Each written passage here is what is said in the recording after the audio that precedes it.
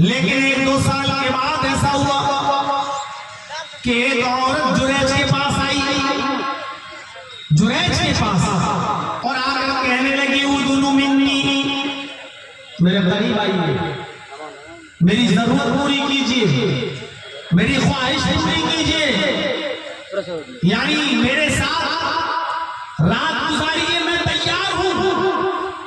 जुरैज ने उसको अल्लाह से डराया, अल्लाह के अजाब से डराया, कब्र के अजाब से डराया। वो नहीं मान रही थी। जुरैज ने उसको धक्के मार के भगा दिया। चला, मैं समझा रहा हूं, तेरी समझ में नहीं आ रहा।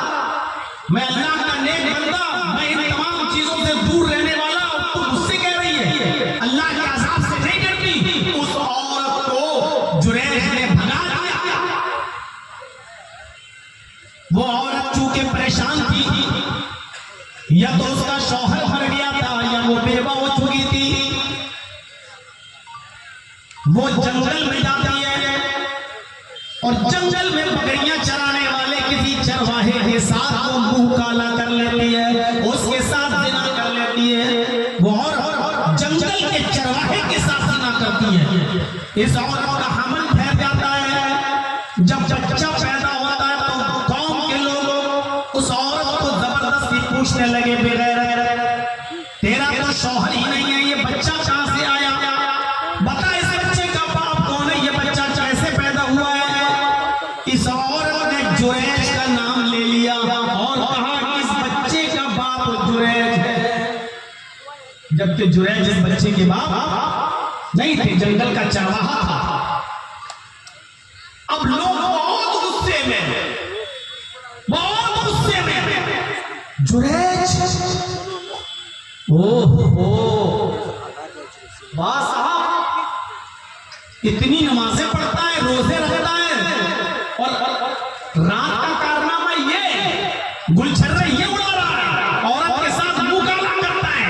एक औरत को हामिला कर दिया, उसके पेट से बच्चा पैदा हुआ, और देखो कितना अल्लाह वाला बनता है। गांव के लोगों को गुस्सा आया, समाज के लोगों को गुस्सा आया।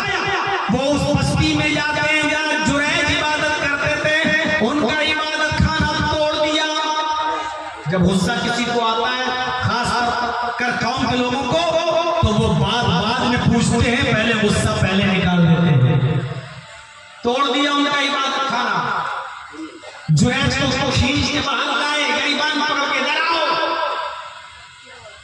मारना पीटना शुरू किया। वाह सूरत देखो कितनी भोली।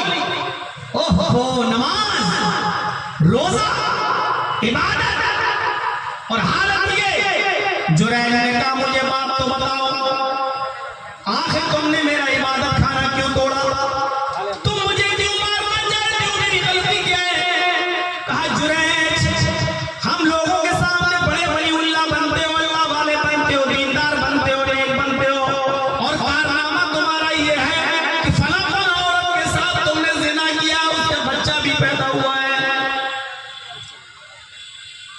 जुरैज समझ गए कि मेरे ऊपर एक बहुत बड़ी मुसीबत आ गई है। कहा ये बात उनसे किसने कही है, तब वो औरत खुद बता रही है। उस औरत को बुलाया गया, उस औरत ने कहा से पूछा गया, बता इस बच्चे का बाप कौन है। उसने इशारा किया, यही जुरैज, इसी ने मेरे साथ मुकाला किया है। आए जुरैज बता, बता। अब तो ये औरत तेरे मुंह पे कह रही है। जुरैज कहते हैं, मेरे कौम के लोगों, मुझे 2 रकात नमाज पढ़ने का मौका दीजिए, मुझे 2 रकात नमाज पढ़ने की मोहलत दीजिए। देखिए हजरत जुरैज के ऊपर मुसीबत आई, इस मुसीबत को दूर करने के लिए वो नमाज पढ़ रहे हैं। 2 रकात नमाज अदा करने की इजाजत मांगी। जब उन्होंने 2 रकात नमाज पढ़ ली, कहा फिर उसके बाद अल्लाह से मदद तलब की। अगर आज मेरी बरात का इजहार न हुआ, अगर आज मेरे ऊपर गलत इल्जाम और झूठा इल्जाम लग गया, तो सारे तेरे नेक बंदे भी कभी किसी बड़ी मुसीबत से नहीं बच पाएंगे। आय अल्लाह, मेरी पाक दामनी का ऐलान कर। आय अल्लाह, तू अच्छी तरह जानता है कि मैंने ज़िना नहीं किया है। आय अल्लाह, तू अच्छी तरह जानता है कि औरत झूठी है, इसलिए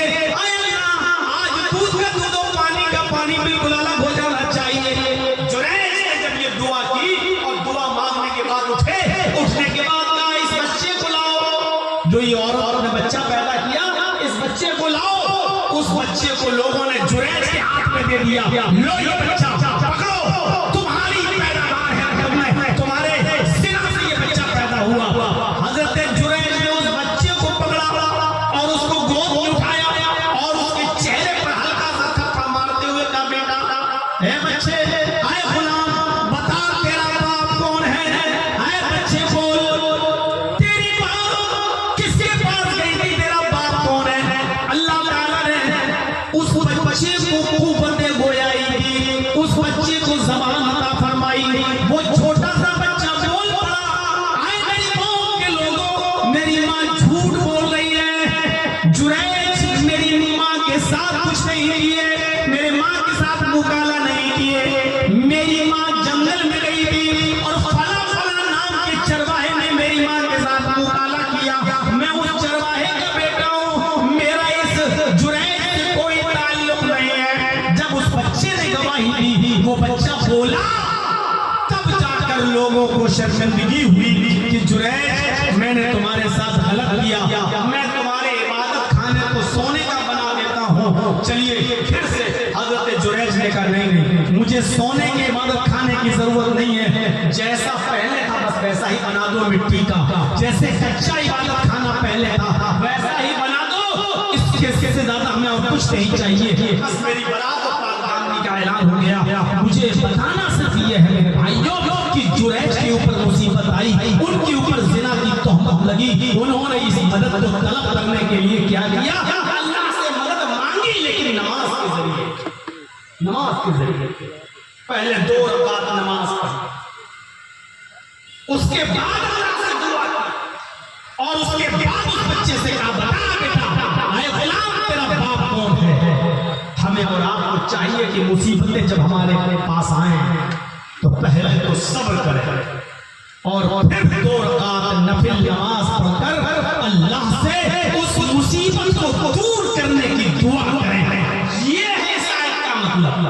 या अय्युहल्लज़ीना आमनुस्तईनु बिस्सब्रि वस्सलाह, आई मानो वालो, तुम सब्र और नमाज के जरिए अल्लाह से मदद मांगो। इन्नल्लाहा मअस-साबिरीन, अल्लाह सब्र करने वालों के साथ है। सब्र बहुत बड़ी चीज है जो हर किसी के बस की बात नहीं है, इसलिए अल्लाह ताला ने कहा कि सब्र करने वालों के साथ है।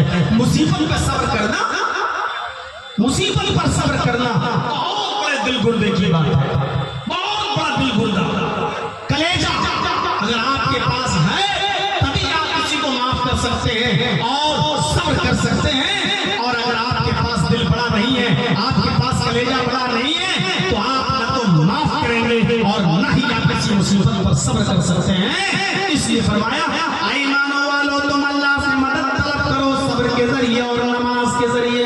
आपको मालूम है जंग बद्र हो रही थी, कितने काफिर थे? 1000 से ज्यादा।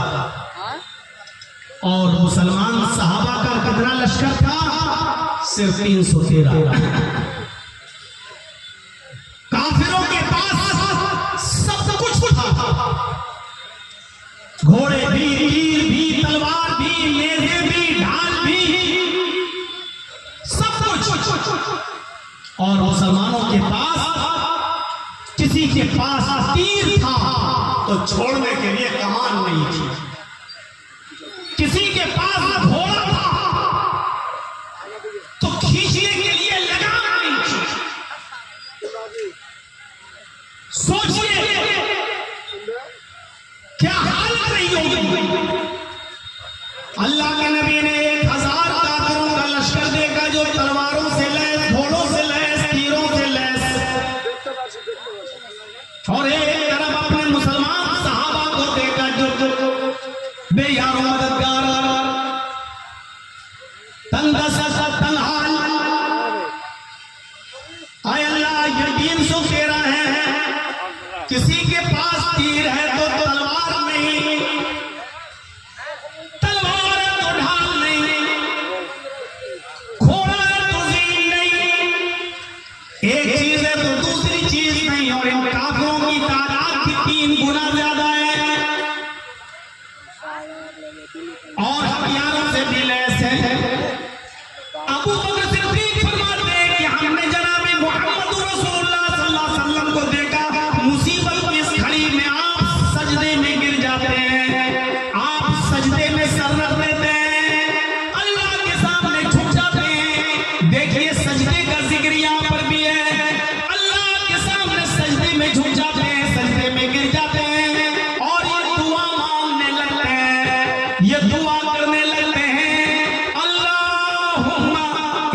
तहलिक हाज़िल असाबा अल्लाहुम्मा ला तुहलिक हाज़िल असाबा इन तहलिक हाज़िल असाबा लन तुअबद बअदल यौमि क़त्तु।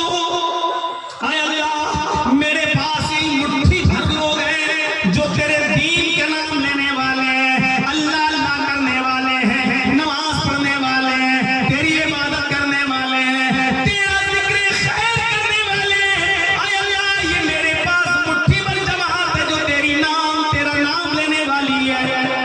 ला तुहलिक हाज़िल असाबा, आय अल्लाह, इस मुट्ठी भर जमात को हलाक न करना, इस मुट्ठी भर जमात को बर्बाद न करना।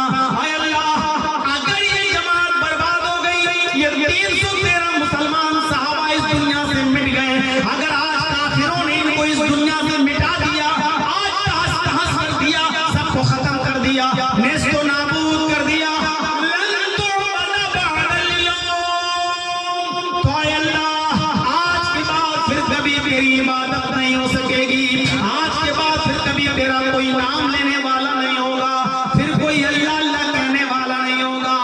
नबी अकरम के ऊपर भी मुसीबत आई, अल्लाह के रसूल के ऊपर भी मुसीबत का पहाड़ टूटा, तो आप भी सजदे में गिर गए और अल्लाह से सजदे की हालत में दुआ मांग रहे हैं, सजदे में दुआ कर रहे हैं कि अल्लाह इन मुट्ठी भर जमात को, इस 313 सहाबा की जमात की हिफाजत फरमाना। अगर आज ये मिट गए तो इस जमीन पर कभी तेरी इबादत नहीं हो सकेगी। हमें ये वाकयात बतला रहे हैं मेरे साथियों, हमें ये वाकयात बतला रहे हैं कि मुसीबत के मौके पर हमें नमाज का तरीका बताया गया है, हमें नमाज का सलीका बताया गया है और नमाज के जरिए अल्लाह से मदद तलब करने का हुक्म दिया गया। कितनी मुसीबतें गिनोगे, गिन नहीं सकते।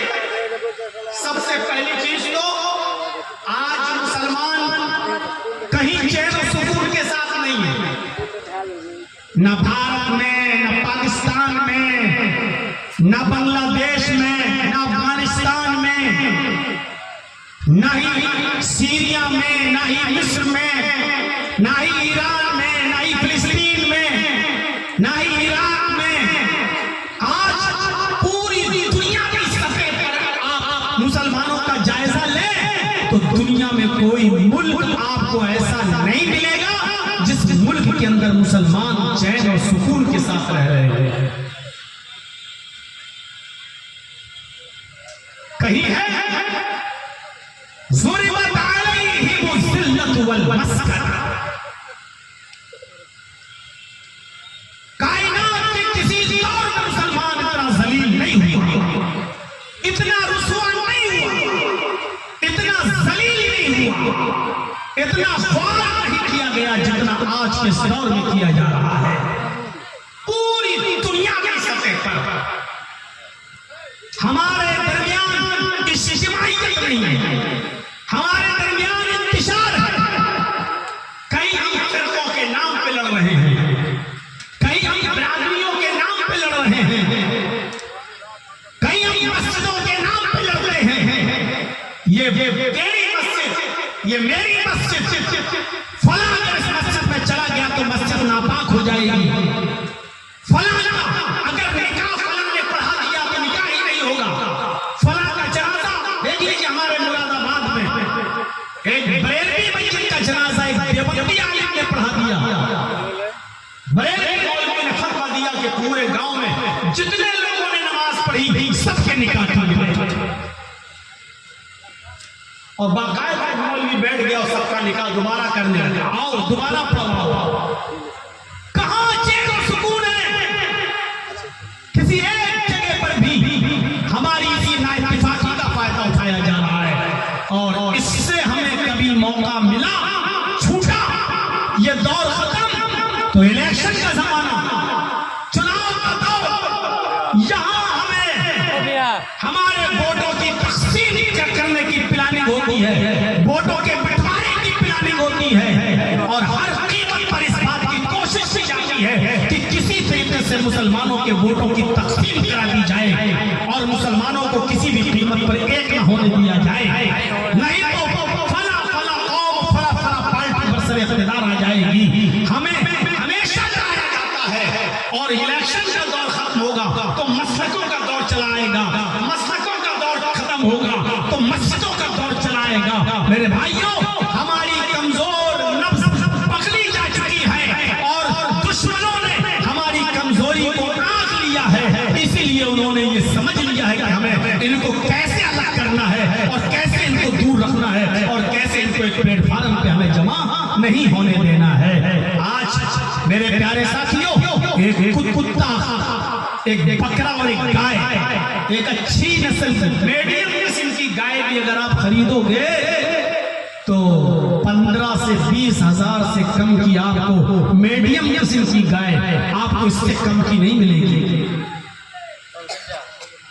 एक बकरा बकरी खरीदना चाहो दरमियानी किस्म का मीडियम किस्म का तो वो भी आपको 5, 6, 7 हजार रुपए से कम का नहीं मिलेगा। एक मीडियम क्वालिटी का कुत्ता भी अगर आप खरीदना चाहो, कुत्ता वो भी 4-5 हजार रुपए से कम का नहीं मिलता।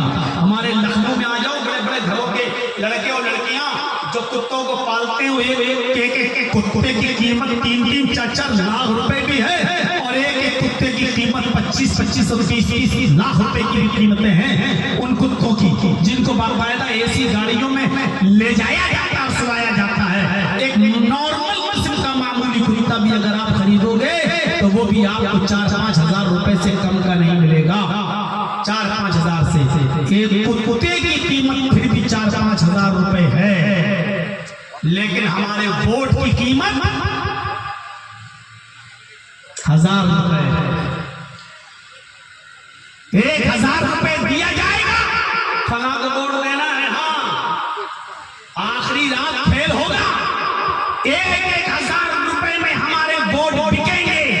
एक कुत्ते से भी कम कीमत है हमारे जमीन, एक कुत्ते से भी कम कीमत है हमारी वफादारी की, एक कुत्ते से भी कम कीमत है हमारी हैसियत की।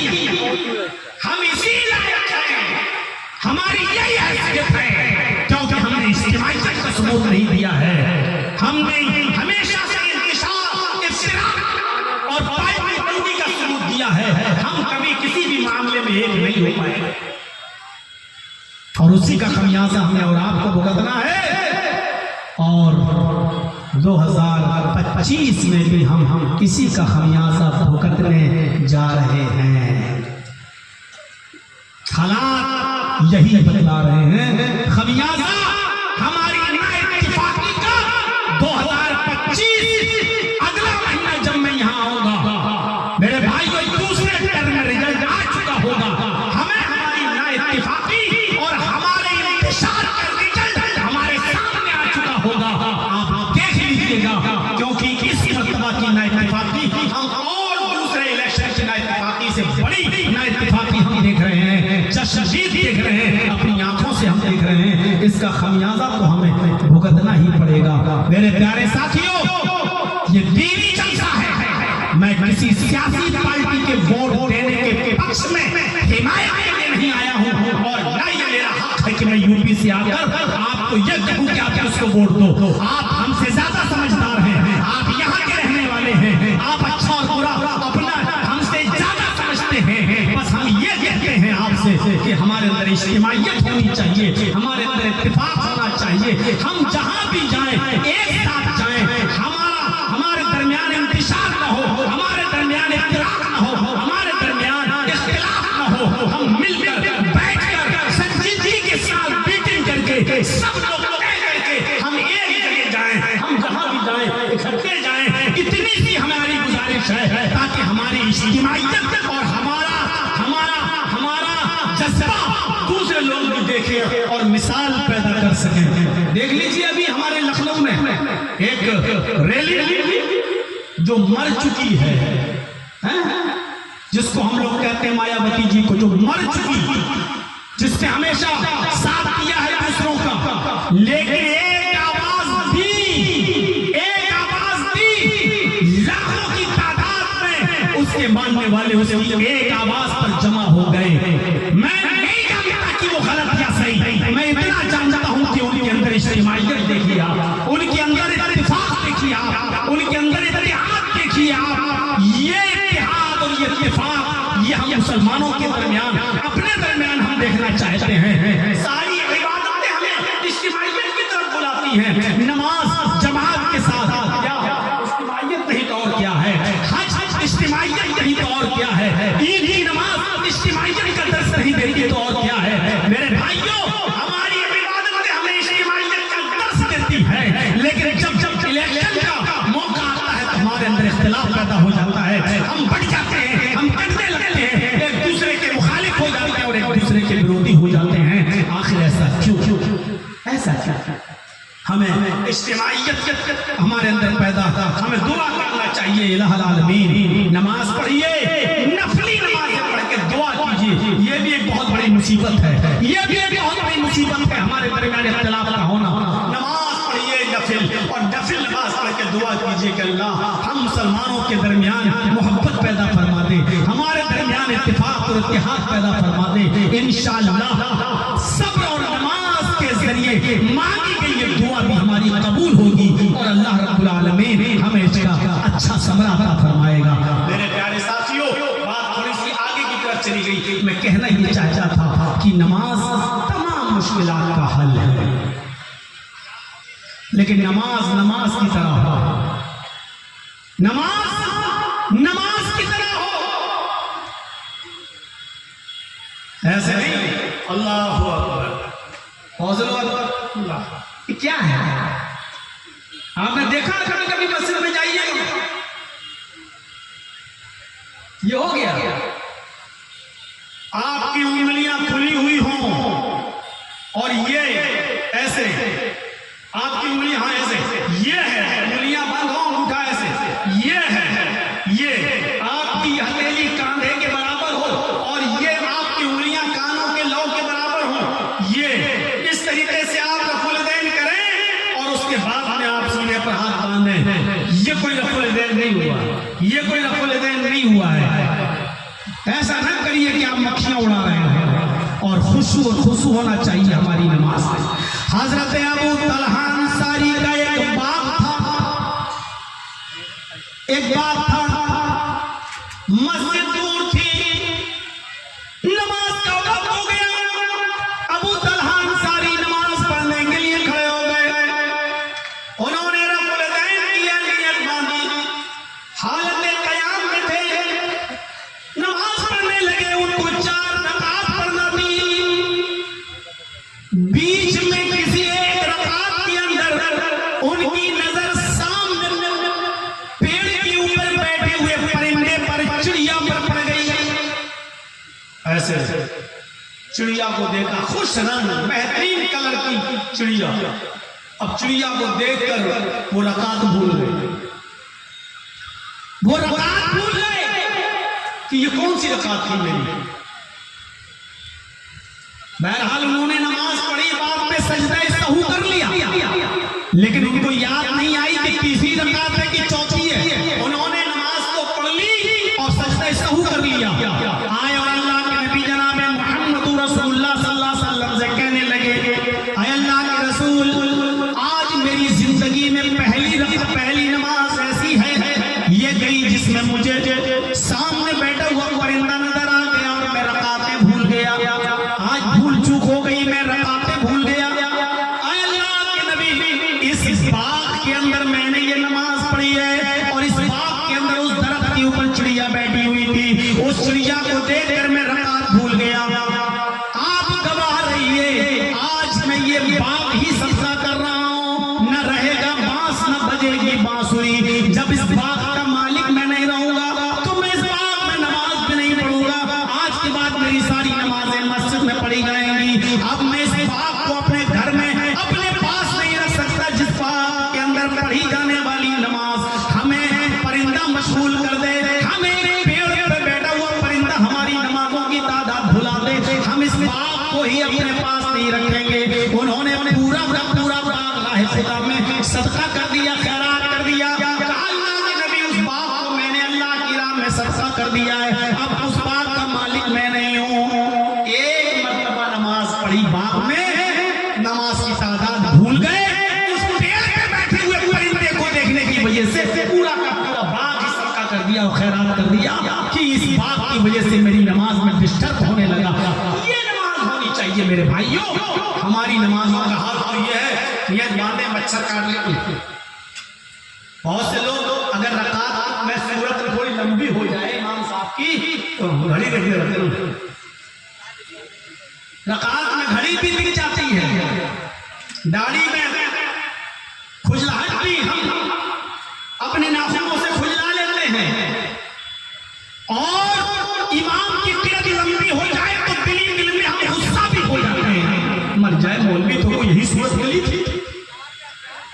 और खास तौर पर रमजान के महीने में जब इफ्तार के बाद हम जाएं और इमाम साहब थोड़ी सी लंबी सूरत पढ़ दें कि चलो इफ्तार के बाद जो लोग आए उनको भी बेचारों को नफात मिल जाए, तो ये बीड़ी और सिगरेट के शौकीन दिल में कोसते हैं। कम वक्त छोटी छोटी सूरत पड़ा, सुबह से तो मिली नहीं पीने को, कम से कम अब तो मस्जिद के बाहर निकल के पिए, फोड़ते हैं, अंदर ही अंदर कोसते हैं। इमाम साहब आपको यही सूरत मिली थी, अलिफ लाम मीम ज़ालिकल किताबु ला रैब फीह सूरत बकरा लेके बैठ गया। आप मगरिब में इन्ना अतैना कल कौसर और कुल वल्लाहु अहद पढ़ लिया करो। अब इमाम साहब तेरी मर्जी पे चलेंगे, अब इमाम साहब आपकी मर्जी पे चलेंगे। मेरे भाइयों, नमाज नमाज की तरह होना चाहिए, और नमाज हर हाल में, नमाज ही वो चीज है जो फर्क करती है ईमान और कुफ्र के दरमियान। अगर बीच से नमाज निकाल दी जाए तो दोनों बराबर है। मुनीबीन इलैहि वत्तक़ूहु व अक़ीमुस्सलाता व ला तकूनू मिनल मुशरिकीन। कुरान में अल्लाह क्या कह रहा है? अल्लाह की तरफ रुजू करते हुए, अल्लाह की तरफ आजिज़ी करते हुए, अल्लाह की तरफ झुकते हुए, लोगों तो मुझसे डरो, उसी की तरफ झुकते हुए लोगों अल्लाह से डरो। वो अक़ीमुस्सलाह, और नमाज कायम करो, नमाज पढ़ो। वला तकूनू मिनल मुशरिकीन, नमाज छोड़कर मुशरिकों में से मत हो जाओ। नमाज पढ़ो, नमाज छोड़कर मुशरिकों में से मत हो जाओ। यानी नमाज का छोड़ना हमें मुशरिक बना देता है। एक चीज होती है नमाज को कसदन जानबूझ के छोड़ना, और एक चीज होती है नमाज को सुस्ती और काहिली की वजह से छोड़ देना। जर्जीत साहब अगर ये कहें अरे चल क्या है नमाज, नमाज जा, मैं नहीं पढ़ता नमाज, कोई फर्ज नहीं है नमाज, सब तुम लोग झूठ बोलते हो, नमाज फर्ज है। अगर जर्जीत साहब ये कहें तो ये बिल्कुल काफिर हो चुके हैं। अगर कोई शख्स नमाज की फर्जियत का इनकार कर दे कि नमाज फर्ज नहीं है, जैसे आजकल एक है ना मुसलमानों में नाम लेते हैं जावेद अख्तर, बिल्कुल वो बहरूपिया हो चुका है, बिल्कुल वो इस्लाम से खारिज है। वो मानता ही नहीं कि मरने के बाद दोबारा कोई आदमी जिंदा मिलता होगा, क्या है मरने के बाद कोई दोबारा जिंदा होगा। वो कहता है कि जब अल्लाह के हुक्म के बगैर कोई पत्ता नहीं हिलता, तो सारे काम जब अल्लाह ही करवाता है, तो चोरी अल्लाह करवाए, जिना अल्लाह करवाए, शिर्क अल्लाह करवाए, बुत परस्ती अल्लाह करवाए, जब सारा काम उसी के हुक्म से होता है, फिर वही हमें जहन्नम में डाले, तो इससे बड़ा जालिम कौन है? ये कहता है जावेद। तो इसके काफिर होने में कोई शक नहीं। ऐसी कोई शख्स ये कहे कि नहीं नमाज है ही नहीं, फर्ज हम नहीं पढ़ेंगे, हमारे ऊपर नमाज फर्ज ही नहीं, तो वो बिल्कुल काफिर है। उसको काफिर कहना भी चाहिए और उससे दूर भी रहना चाहिए।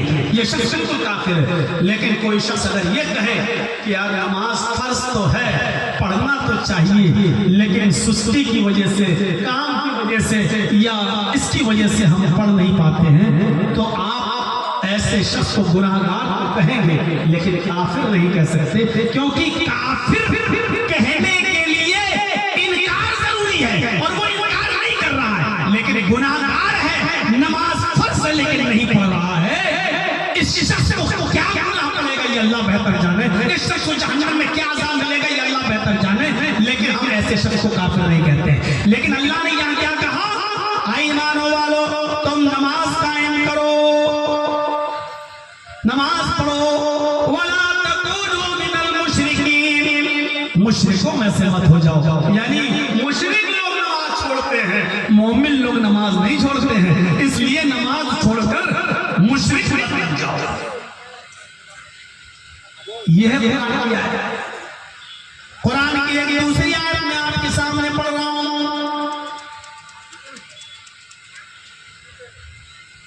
इन्नस्सलात तन्हा अनिल फ़हशाई वल मुनकर। इससे पहले उतलु मा उहिय्या इलैका मिनल किताब व अक़िमिस्सलात इन्नस्सलात तन्हा अनिल फ़हशाई वल मुनकर।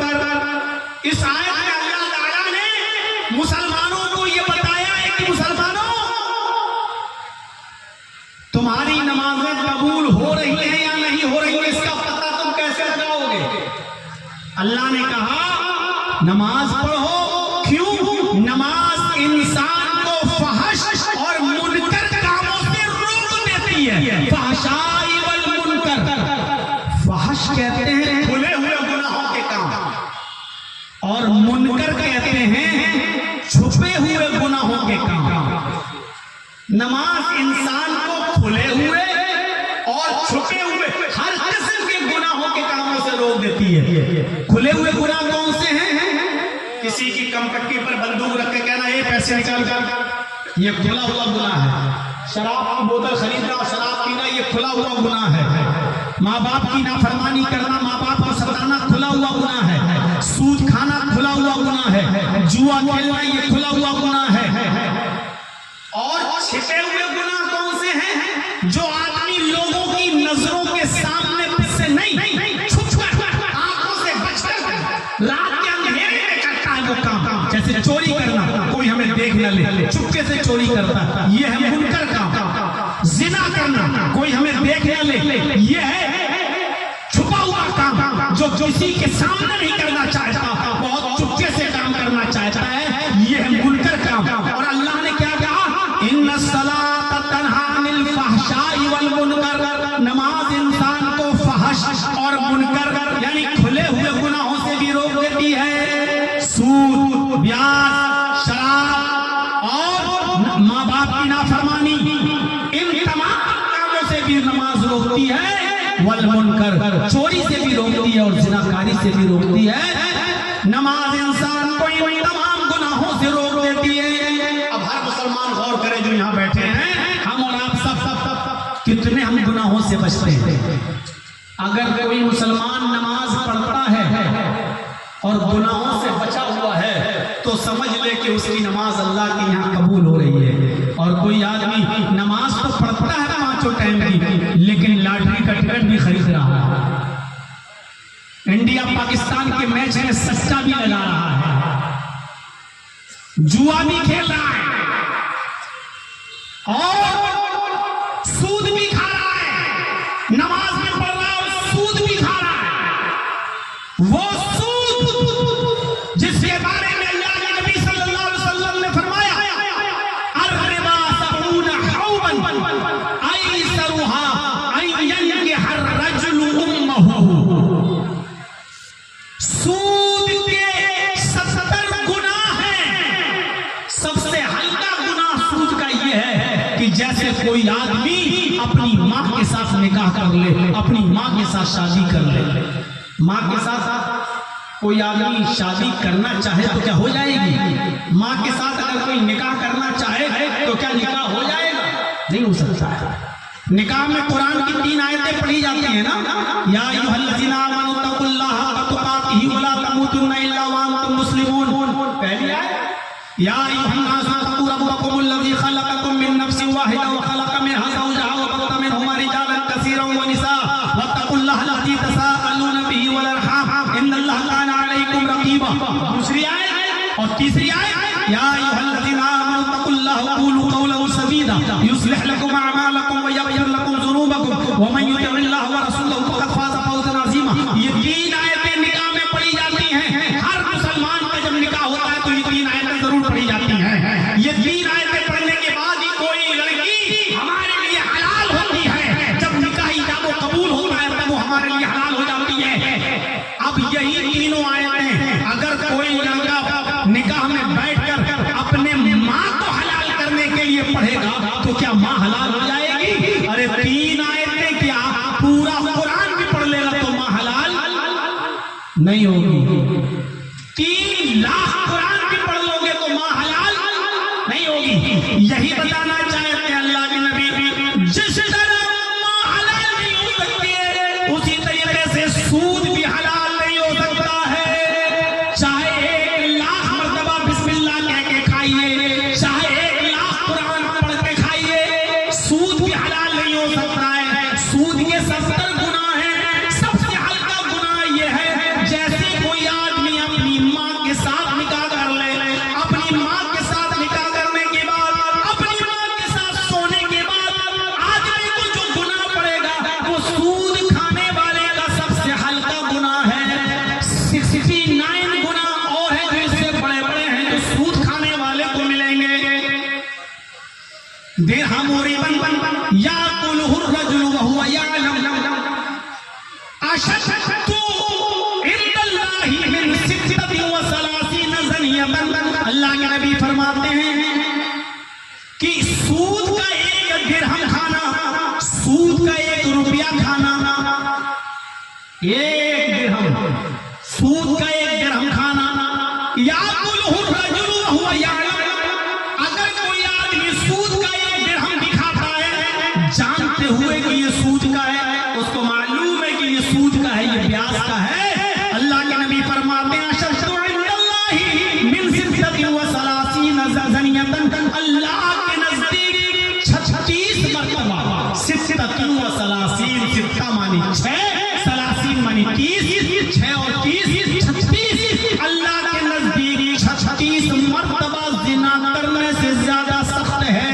36 मर्तबा जिना करना आसान है, लेकिन 1 रुपया सूद का खाना 36 बार जिना करने से भी बड़ा अल्लाह के नजदीक गुनाह है इसका। आप अंदाजा लगा रहे हैं कौन आदमी बचा हुआ है? आप ही नहीं, मुल्ला मौलवी भी नहीं बचे हुए हैं। आप ये क्यों सोचते हो कि सारी तकलीफ मौलाना जर्जीस पब्लिक के लिए कर रहे हैं? नहीं, अगर मौलाना जर्जीस का बैंक बैलेंस से और बैंक से रुपया मिल रहा है और सूद जर्जीस साहब खा रहे हैं तो ये हदीस उनके ऊपर भी लागू हो रही है। आप खा रहे हैं तो आपके ऊपर भी लागू हो रही है। जो आदमी भी सूद और ब्याज खा रहा है उसके ऊपर ये हदीस लागू हो रही है। 36 मर्तबा ज़िना से ज्यादा सख्त है। इस हदीस को अल्लामा अलबानी सही सिलसिलतुल हदीस सहिहा के अंदर नकल करते हैं। अब आप अंदाजा लगा सकते हैं सूद कितना बड़ा जुर्म है। नमाज अगर कोई आदमी पढ़ रहा है और सूद से नहीं बच रहा है तो समझ ले कि उसकी नमाज अल्लाह के यहाँ कबूल नहीं हो रही है। और 5 वक्त की नमाज पढ़ना ये वाकई बहुत मुश्किल काम है। टाइम से पढ़ना, जब मर्जी आए तब पढ़ लिया, ये नहीं, टाइम से पढ़ना। फजर के वक्त फजर, ज़ोहर के वक्त ज़ोहर, असर के वक्त असर, मगरिब के वक्त मगरिब, इशा के वक्त इशा। टाइम से नमाज पढ़ना, इसको कुरान भी कहता है ये बहुत मुश्किल काम है, लेकिन ये भी कहता है कि लोगों के लिए आसान है और लोगों के लिए मुश्किल है। वइन्नहा लकबीरतुन इल्ला अलल खाशिईन अल्लज़ीना यज़ुन्नूना अन्नहुम मुलाक़ू रब्बिहिम व अन्नहुम इलैहि राजिऊन। कुरान की आयत है। कितनी बड़ी बात कही अल्लाह ने। वइन्नहा लकबीरतुन, ये 5 वक्त की नमाज पढ़ना बहुत मुश्किल काम है। वइन्नहा लकबीरतुन, बहुत बड़ा काम है, बहुत मुश्किल काम है। 5 वक्त के लिए मस्जिद में पाबंदी के साथ आना ये बहुत मुश्किल काम है, लेकिन उन लोगों के लिए मुश्किल नहीं है। इल्ला अलल खाशिईन, जो अल्लाह से डरने वाले हैं। इल्ला अलल खाशिईन, जिनके अंदर डर है, जो जहन्नम से डरते हैं, अज़ाब कब्र से डरते हैं, अल्लाह के अज़ाब से डरते हैं, जो डरने वाले उनके लिए मुश्किल नहीं है। अल्लज़ीना यज़ुन्नूना अन्नहुम मुलाक़ू रब्बिहिम, जिनको यकीन है कि वो अपने रब से मुलाकात करेंगे।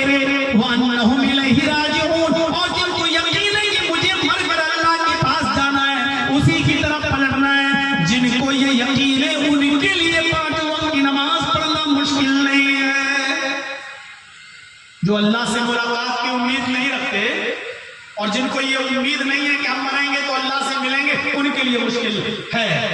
और जिनको ये उम्मीद है कि हम मिलेंगे अल्लाह हमारा हिसाब किताब होगा उनके लिए मुश्किल नहीं। अब और करो कि हमारे लिए मुश्किल है।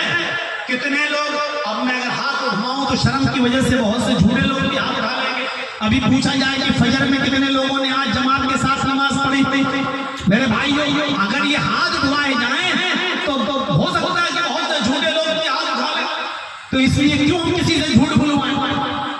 लेकिन किसने पढ़ी किसने नहीं पढ़ी वो अपना जमीन कंट्रोल कर देखे। उसको तो मालूम नहीं है जिसने पढ़ी नहीं पढ़ी, वो अपना गरीबान झांके और सोचे कि वो अल्लाह से मुलाकात की उम्मीद रखता है क्या? अल्लाह से मिलने की उम्मीद है उसको? अगर अल्लाह से मिलने की उम्मीद होती और अल्लाह की तरफ लौट कर जाने की उम्मीद होती तो वो नमाज पढ़ता, उसके लिए फजर में उठना मुश्किल नहीं होता। लेकिन उसको उम्मीद नहीं है, वो सोचता मरेंगे, कब्र में गड़ जाएंगे, मिट्टी में मिल जाएंगे। नहीं, तेरा जिस्म मिट्टी में मिलेगा, तेरी रूह मुख्तलिफ मराहिल से गुजरेगी। असल तो अज़ाब, असल सजा तो रूह को मिलना है मेरे भाइयों। और रूह को जब अल्लाह माँ के पेट में डाल सकता है तो हमारे जिस्म से निकाल कर किसी महफूज जगह रखने पर भी कादिर है। और रूह को सजा कैसे दी जाए अल्लाह हमसे बेहतर जानता है। ख्वाब में आप कभी कभी डरते हैं कि नहीं डरते हैं? आप सो रहे हैं और आपको ख्वाब, डरावना ख्वाब दिख रहा है, जबकि आपको कोई मार नहीं रहा है, पीट नहीं रहा है, आप महफूज हैं, कब्र भी अंदर से बंद है, लेकिन आपको तकलीफ होती है। सो रहे फिर भी तकलीफ होती है ख्वाब में। वो तकलीफ आपकी रूह को हो रही है, आपके जिस्म को नहीं हो रही है। आपका जिस्म तो महफूज है, आपका जिस्म तो कमरे में सुरक्षित है, लेकिन वो तकलीफ आपकी रूह को हो रही है। सुबह होके मौलाना के पास जाते हो, मौलाना साहब बहुत डरावने डरावने ख्वाब देखते हैं। मौलाना साहब ये बिच्छू काट रहा, ये सांप काट रहा, ये बहुत डरावने डरावने। अरे जब तेरा जिस्म सुरक्षित है तो क्यों मौलवी से तावीज़ मांग रहा है? क्यों तू पूछ रहा है? तेरी उस तकलीफ को रूह महसूस करती है। इसी तरीके से रूह को आजाद देने पर भी अल्लाह कादिर है। रूह को आजाद देने पर वो कादिर है। और ये किसके लिए मुश्किल है? और कुछ लोग नमाज कैसी पढ़ते हैं? ऐसी नमाज अल्लाह को नहीं चाहिए। वो कौन है जो सुस्ती के साथ नमाज पढ़ते हैं? सुस्ती के साथ। अज़ान हुई, अल्लाहु अकबर, अल्लाहु अकबर। आधा घंटे बाद दे देता अज़ान तो कितना अच्छा होता। थोड़ी सी और नींद पूरी हो जाती है हमारी। दुकान पे बैठे इतने कस्टमर हैं यार, आदि आधा घंटे बाद अजान हो जाती है तो कितना अच्छा होता, सबको निपटा देता। अब हम कस्टमर को सामान दे रहे हैं और जब तक कस्टमर निपटाए मस्जिद में गए जमात हो गए। ऐसी नमाज अल्लाह को नहीं, अल्लाह को पसंद ही नहीं ऐसी नमाज। ये नमाज मुनाफिकों की पहचान है। कुरान की आयत है, इन्नल मुनाफिकीना युखादिऊन अल्लाह व हुवा खादिऊहुम। ये मुनाफिकों की नमाज है, वो अल्लाह को धोखा देना चाहते हैं, हालांकि वो अपने आप को धोखा दे रहे हैं। वइज़ा क़ामू इलस्सलाति क़ामू कुसाला। इनकी पहचान ये है कि जब ये नमाज पढ़ने के लिए खड़े होते हैं तो वो सुस्ती के साथ और काहिली के साथ नमाज पढ़ने खड़े होते हैं। नमाज तो पढ़ते हैं पांचों टाइम की, लेकिन जमात छोड़ छोड़ के पढ़ते हैं, सुस्ती के साथ पढ़ते हैं, टाल मटोल कर पढ़ते हैं, कस्टमर निपटाने के बाद पढ़ते हैं। याद रखिएगा, एक डॉक्टर के पास अगर मरीज बैठा है और अजान हो रही है तो डॉक्टर को अपना मरीज ही छोड़ना पड़ेगा और पहले नमाज पढ़ने के लिए जाना पड़ेगा। नमाज, आप दुकान में बैठे हैं, बेटा मैं तो हाजी हूँ, हज करके आया हूँ, मैं जा रहा हूँ, मैं जमात के साथ नमाज पढ़ के आता हूँ, दुकान पर बैठ, जब मैं नमाज पढ़ के आऊंगा तब तू चले जाना नमाज पढ़ने। बाप तो जमात के साथ नमाज पढ़ रहा है, लेकिन बेटे को अपने आने के बाद मस्जिद में भेजना है और बेटे की जमात निकल जाती है। ये नमाज पढ़ने वाला हाजी मुजरिम है और क़यामत के दिन नमाज पढ़ने के बावजूद इसको जहन्नम में जाना पड़ेगा, क्योंकि उसने अपने बेटे को दुकान पे बिठाए रखा और अपने बेटे से नहीं कहा नमाज पढ़ो। मेरे भाइयों, नमाज पढ़ने के बाद भी मुजरिम है। सिर्फ दो उज़्र माने जाएंगे, बस तीसरा कोई उज़्र नहीं है, वो भी नमाज के कज़ा करने के, छोड़ने का तो वो भी नहीं है। दो उज़्र हैं बस, और दोनों उज़्र हदीस में बयान कर दिए हैं। इज़ा हज़रत ताआम, बीवी खाना ला चुकी और खाना तुम्हारे सामने मौजूद है, खाना आ चुका है और इधर अजान होने लगी है, अल्लाहु अकबर अल्लाहु अकबर, खाना भी आ गया और उधर अजान हो रही है। अब यहाँ इजाजत है, अल्लाह के रसूल फरमाते हैं पहले खाना आ लो। क्यों? खाना छोड़ के जाओगे तो अब नमाज जब तक पढ़ोगे खाने में तुम्हारा दिमाग लगा रहेगा। नमाज तो खुशू के साथ पढ़ना है, पहले खाना खा लो, अगर खाना सामने है तो खाना पक रहा है, बीवी आटा गूंद रही है, अजान हो रही है, तो अब खाने का इंतजार मत करो, अब नमाज पढ़ के आओ, बाद में खा लेना। लेकिन खाना हाजिर है तो पहले खा लो और बाद में जाओ नमाज पढ़ने। जो रकातें मिल जाए पढ़ लो, जो छूट जाए बाद में पूरी कर लो। एक उज़्र माना जाएगा बस। और दूसरा उज़्र, अजान का वक्त है और अजान हो रही है और यहाँ आपको पेशाब या क़ज़ाए हाजत लैट्रिन की जरूरत पेश आ गई, आपको सख्त क़ज़ाए हाजत लग रहा है, आपको लैट्रिन से फारिग होना है, तो यहाँ शरीयत भी इजाजत देती है कि अजान का वक्त है, नमाज का वक्त है, लेकिन लैट्रिन तुम्हें जोर से लगी हुई है तो जाओ पहले लैट्रिन से फारिग हो लो, पहले क़ज़ाए हाजत से फारिग हो लो और उसके बाद में जाओ वुज़ू बनाओ, जो रकातें मिल जाए पढ़ लो, जो छूट जाए बाद में पूरी कर लो। ये इजाजत है आपको, ये इजाजत है बस। ये दो उज़्र हैं, तीसरा कोई उज़्र नहीं है नमाज छोड़ने का। आपका बेटा बीमार हो गया है, आप इसको हॉस्पिटल में लेके जाना चाहते हैं, अजान की आवाज आ रही है, अल्लाहु अकबर अल्लाहु अकबर, अल्लाह मेरा बेटा बीमार है, इधर अजान हो रही है, तो क्या करेगा? फौरन अपने घर में वुज़ू बनाओ, अपने बेटे को हॉस्पिटल ले जाने से पहले, अपनी बीवी को हॉस्पिटल ले जाने से पहले मस्जिद में मत जाओ, अपने घर ही में नमाज पढ़ लो, सुन्नतें छोड़ दो, नफिल छोड़ दो, सिर्फ फर्ज ही फर्ज पढ़ लो।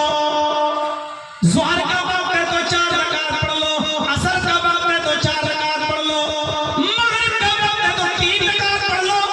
और ये अपने घर में पढ़ने के बाद फौरन अपने बच्चे को, अपनी बीवी को या रिश्तेदार को अब हॉस्पिटल की तरफ ले जाओ।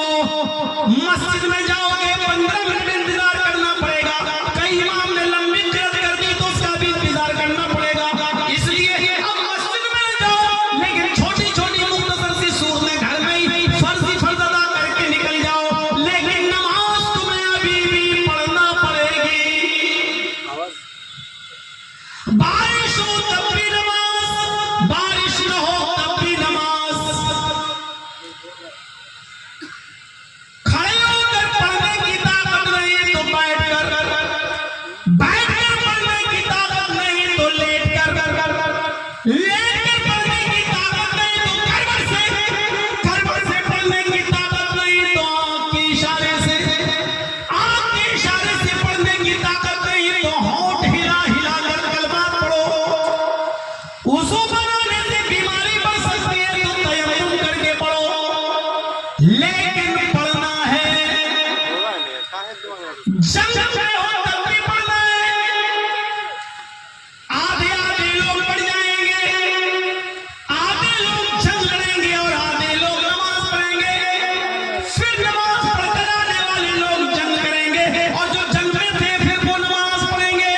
नमाज जंग में भी माफ नहीं, खुशी में माफ नहीं, गमी में माफ नहीं, शादी हुई, अज़ान का वक्त हुआ, नमाज पढ़ो, बीवी घर में आई, नमाज पढ़ो, अल्लाह ने बच्चा दिया है फिर भी तुम्हें नमाज पढ़ना। हाँ, खुशी में भी नमाज पढ़ना, अगर गम का मौका आ जाए तब भी पढ़ना। बाप का इंतकाल हो गया और ज़ोहर का वक्त है तो नमाज पढ़ो, बेटी का इंतकाल हो गया, असर का वक्त आ गया, नमाज पढ़ो, बीवी का इंतकाल हो गया, गम का कितना बड़ा पहाड़ टूटा है, लेकिन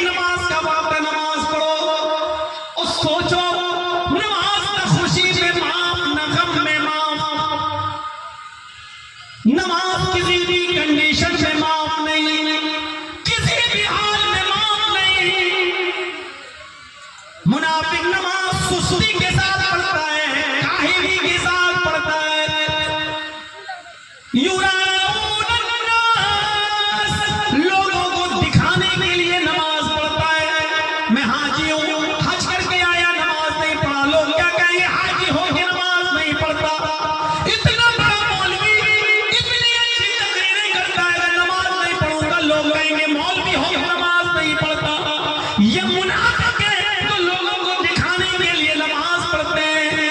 वला यज़कुरून अल्लाह इल्ला कलीला, और अल्लाह को बहुत कम याद करते हैं। नमाज हर नबी ने पढ़ी है, सिर्फ मुहम्मद रसूलुल्लाह पर ही फर्ज नहीं, हर नबी पर ये नमाज फर्ज थी। अल्लाह ने फरिश्तों को भेजा, जाओ ज़करिया से मिलकर आओ। हजरत ज़करिया से फरिश्ते मिलने आए। जब जमीन पे मिलने आए तो फरिश्तों ने आवाज दी ज़करिया, लेकिन ज़करिया मेहराब में नमाज पढ़ रहे हैं। फनादतहुल मलाइकतु वहुवा काइमुन युसल्ली फिल मेहराब, फरिश्तों ने पुकारा, आए ज़करिया, कहाँ हो? ज़करिया नमाज की हालत में थे, नमाज में खड़े थे। कुरान कह रहा है नमाज ज़करिया अलैहिस्सलाम भी पढ़ते थे। लुक़मान अलैहिस्सलाम अपने बेटे को बहुत सी नसीहतें किया करते थे। उन नसीहतों में एक नसीहत ये की, या बुनैया अक़िमिस सलाह, मेरे बेटे तू नमाज कायम करना, मेरे बेटे नमाज पढ़ते रहना। इब्राहिम अलैहिस्सलातु वस्सलाम अपने घर वालों को खाने काबा के पास छोड़ा। जब बियाबान जंगल में लाए और यहाँ अपनी बीवी बच्चों को छोड़ा, तो जानते हो दरख्त नहीं थे, पेड़ नहीं थे, पानी नहीं था, कोई चीज नहीं थी, सिर्फ अल्लाह का घर मौजूद था। उस घर के पास उन्होंने अपनी बीवी बच्चों को छोड़ दिया। रब्बना इन्नी अस्कनतु मिन ज़ुर्रिय्यती बिवादिन गैरि ज़ी ज़रअन इंद बैतिकल मुहर्रम रब्बना लियुक़ीमुस्सलाह। आए हमारे रब, हमने अपनी ज़ुर्रियत को, हमने अपनी औलाद को, हमने अपने बीवी बच्चों को बेआबो गयाबादी में छोड़ा है। न सब्जी देखी, न दरख्त देखे, न हवा देखी, न बिजली देखी, न पानी देखा, कुछ नहीं देखा। देखा तो तेरा घर देखा, इंद बैतिकल मुहर्रम, तेरे घर के पास छोड़ा। लियुक़ीमुस्सलाह, इसलिए छोड़ा ताकि यहाँ नमाज कायम कर सके, ताकि यहाँ वो नमाज पढ़ सके। इब्राहिम अलैहिस्सलाम अपने बीवी बच्चों को अल्लाह के घर के पास छोड़ रहे हैं, और क्या कह रहे हैं? अल्लाह मैंने यहाँ इसलिए छोड़ा है ताकि वो नमाज पढ़ सके, नमाज कायम कर सके। अरे आप दिल्ली जाते हो, बंबई जाते हो, कलकत्ता जाते हो, कहीं फ्लैट खरीदते हो, जमीन खरीदते हो, ऐसी जगह तलाश करते हो ना जहाँ आपको अच्छा स्कूल मिल सके बच्चों के लिए, लोकेशन अच्छी हो, हॉस्पिटल हो, पानी मिलता, सारी चीजें देखते हो। इब्राहिम अलैहिस्सलाम ने अपने बीवी बच्चों के लिए न पानी देखा, न हरियाली देखी, न सब्जी देखी, न खेती देखी, न रोशनी देखी। बेआबू गया गैरि ज़ी ज़रअन, एक दरख्त का पत्ता नहीं, ऐसी जगह छोड़ा। पानी का एक कतरा नहीं, ऐसी जगह छोड़ा। लियुक़ीमुस्सलाह, इसलिए छोड़ा कि यहाँ तेरा घर है, यहाँ ये नमाज पढ़ सकेंगे। लियुक़ीमुस्सलाह, नमाज कायम कर सकेंगे। सबसे पहले किसी जगह जाओ, जमीन खरीदो या जायदाद खरीदो, फ्लैट खरीदो, सबसे पहले देखो कि आसपास मस्जिद कहाँ है, मेरी औलाद, मेरे बच्चे नमाज कहाँ पढ़ेंगे। अरे जो दुनिया से तुम तो चले जाओगे, मर जाओगे, आपकी औलाद सबसे ज्यादा दुआ आपके लिए करेगी। तो आप औलाद की दुआ ही माँ बाप को सबसे ज्यादा फायदा पहुंचाती है, सबसे ज्यादा फायदा पहुंचाती है। और कितना बेगैरत है वो बेटा जो अपने बाप के मरने के बाद ये दुआ भी ना कर सके, ये दुआ भी ना कर सके, रब्बना ग़फ़िरली वलिवालिदैया वलिल मुमिनीना यौम यक़ूमुल हिसाब। हमें बख्श दे, हमारे माँ बाप को बख्श दे, सारे मुसलमानों को बख्श दे जो अपने माँ बाप के लिए दुआ ना कर सके। उससे ज्यादा बेगैरत औलाद और कौन हो सकती है? कौन है मेरे भाइयों? इसलिए ये देखो कि मस्जिद कहाँ है, अल्लाह का घर कहाँ है, मेरी औलाद नमाज पढ़ेगी कि नहीं पढ़ेगी। अपने मरने के से पहले अपनी औलाद को नमाजी बनाइए, ताकि मरने के बाद आपकी औलाद जब जब नमाज पढ़े आपको भी सवाब पहुंचता रहे और आप भी नमाज के जरिए ठंडक महसूस महसूस करते रहे अपनी औलाद जितनी नमाज पढ़ेगी, औलाद के साथ साथ बाप को भी नमाज का सवाब मिलेगा। क्यों? क्योंकि बाप ने अपनी औलाद को नमाजी बनाया है, तो बाप को भी सवाब मिलेगा और माँ को भी सवाब मिलेगा। तो मेरे भाइयों, इब्राहिम अलैहिस्सलाम कहते मैंने अपनी बीवी बच्चों को इसलिए छोड़ा ताकि वो नमाज पढ़ सके, और फिर दुआ करते थे रब्बि जअलनी मुकीमस सलाति व मिन ज़ुर्रिय्यती रब्बना तक़ब्बल दुआ।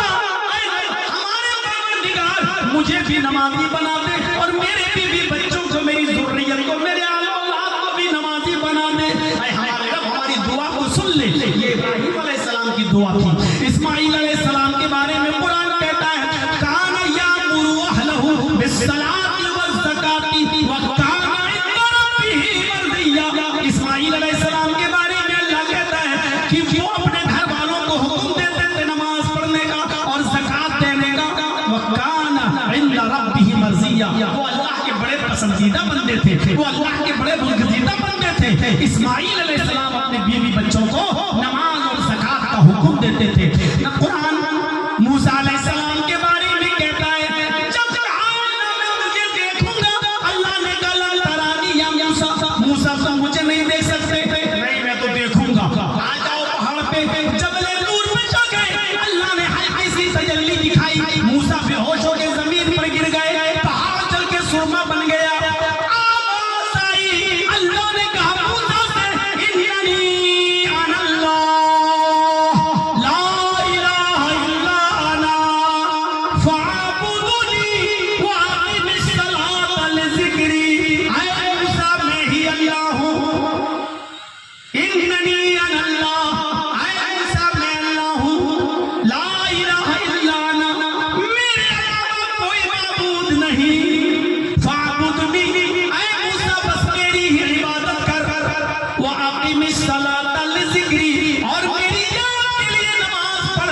मूसा भी नमाज पढ़ा करते थे।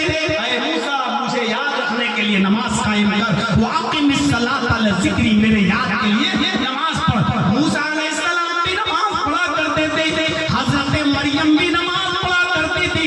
अल्लाह ने कहा या मरियम कुनुती लिरब्बिक वस्जुदी वरकई मअर्राकीन। ऐ मरियम, अपने रब के सामने झुक जा। ऐ मरियम, अपने रब के सामने आजिज़ी कर। वस्जुदी, सजदा कर। वरकई मअर्राकीन, और रुकू करने वालों के साथ रुकू कर। हज़रत मरियम को भी हुक्म दिया अल्लाह ने, ऐ मरियम जब भी नमाज पढ़, सजदा कर और रुकू करने वालों के साथ रुकू कर। ईसा अलैहिस्सलाम जब मरियम के पेट से बाहर आए और अल्लाह ने बगैर बाप के ईसा को पैदा किया, तो कौम के लोगों ने कहा वाह, ऐ मरियम मस्जिद में नमाज पढ़ती है, मेहराब में नमाज, और हालत यह है कि बगैर शादी के बच्चा पैदा कर दिया। ये तेरा बेटा कौन है? तेरा बाप। मरियम खामोश रही। जब जवानी हद से ज्यादा चढ़ गया और जबरदस्ती लोग मरियम के पास आए, हैं मरियम बहुत ज्यादा बोल दिए हम, अब बताइए बच्चा किसका है? मेरी शराफत का नाजायज फायदा उठाती है, ये बच्चा किसका है? बताए इस बच्चे का बाप कौन है? तो मरियम ने कहा मुझसे क्या पूछते हो? इस बच्चे से खुद पूछ लो, इस बच्चे का बाप कौन है? ईसा से पूछ लो, ये मेरा बच्चा, पूछ लो इससे, इसका बाप कौन है? उन लोगों ने कहा इस बच्चे से पूछ लो, ये बच्चा बताएगा। 3 दिन का बच्चा है। कई नुकल्लिमु मन काना फिल महदी सबिय्या, ये बच्चा जो पालने में झूला झूला है, अपने अंगूठे मुंह में रख के चूस रहा है, ये हमसे क्या बात करेगा? ये हमें क्या बताएगा कि इस बच्चे का बाप कौन है? इससे क्या बात करूं? तो 3 दिन का बच्चा ईसा अलैहिस्सलाम खुद ही बोल पड़े, इन्नी अब्दुल्लाह आतानी अल किताब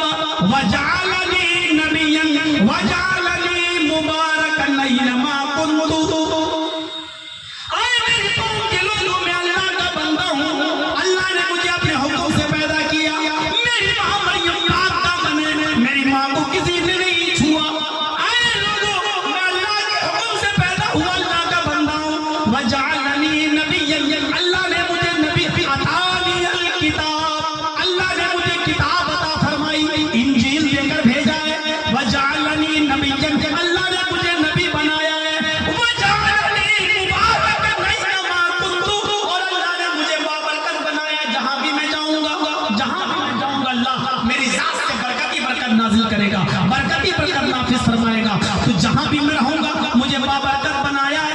वऔसानी बिस्सलाती वज़्ज़काती मा कुन्तु हैया।